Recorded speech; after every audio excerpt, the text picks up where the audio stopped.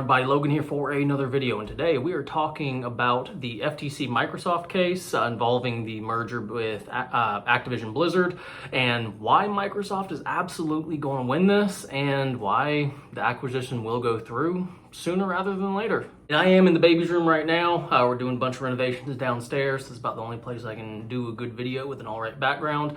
But regarding the case, you have to look past all of the lawyer talk, business talk, all the witness testimony, all the files and evidence, emails, all that kind of stuff. You have to look past all of that. You have to look past your prejudices, and you have to ask yourself, is this deal bad for consumers or good for consumers? If it's bad, then yeah, obviously the deal won't go through. If less people are able to access the games, Call of Duty, all of Activision's titles, then yes, the deal would be bad and the deal wouldn't go through. But if it's good, if more people have access to the game, if more people are able to play the games, if it saves people money, then yes, it's absolutely good for the consumer. And a huge thing that people are overlooking is the fact that Microsoft has signed all these deals with like Nintendo, with a bunch of indie studios, with Nvidia. They're signing these deals guaranteeing that Call of Duty is going to go to those platforms like Nintendo. When's the last time Call of Duty has ever been on a Nintendo? I believe, if I'm remembering right, the last one was Call of Duty World at War, which was fun. I played it back in the day, back when I was in middle school, and I mean, it was a fun experience. But the fact that, you look past all that, it's good for consumers, the deal is going to go through. There is no kind of indication that Microsoft is going to be pulling Call of Duty from PlayStation. And even that argument right there, I think it's kind of ridiculous that the FTC is defending Sony so much in this entire ordeal. It's not the job of the FTC to defend the market leader, the high-end console market leader with Sony. There's no need for them to defend them. And the fact that Sony is they're the ones that are currently right now engaging in these anti-competitive practices, such as special skins, in Call of Duty, certain levels being released. I believe it was like Hogwarts or something like that Sony paid extra for. I mean, that is anti-competitive, because if you get a hardcore Hogwarts or a hardcore Harry Potter fan and they want to play that extra level, they have to get a PlayStation.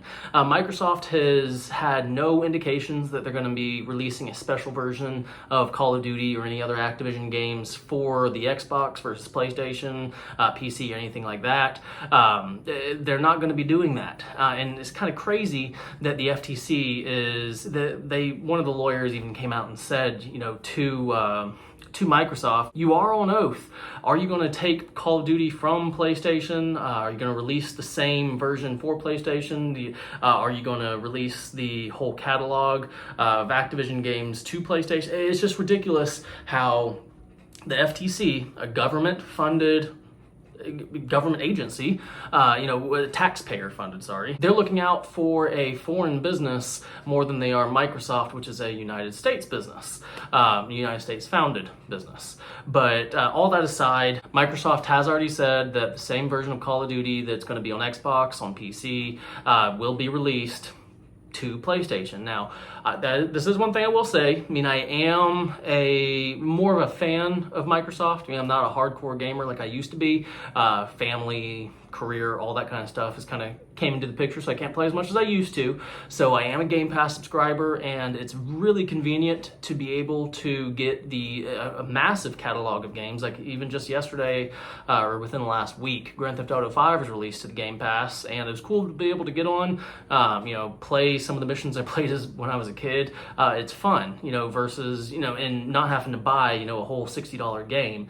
And when Call of Duty comes to the Game Pass, that's going to save me a lot of money and millions of other Game Pass subscribers money, not having to buy that game outright. And I understand PlayStation is scared of the fact that the Call of Duty coming to Game Pass, that's going to be a huge blow to them. But like I already said, they are the market leader. If they don't make the correct changes to mitigate, not even the massive loss, but just to mitigate people not buying PlayStation versus an Xbox. If they don't make some other game that can be a console exclusive where it's not going to Xbox, like a Call of Duty, I guess, competitor, Call of Duty like game, then that's on Sony. Where this is going to help Xbox is people like me who don't want to spend a ton of money in games. I mean, I've been a Game Pass subscriber for years and years, simply because the convenience of having so many games. And I'll buy Call of Duty, I'll buy Battlefield, but if this comes to Game Pass, if that's already there, then heck, that's just one more win. And for the millions of parents out there, whenever they're deciding what console they want to buy their kid for their birthday, for Christmas,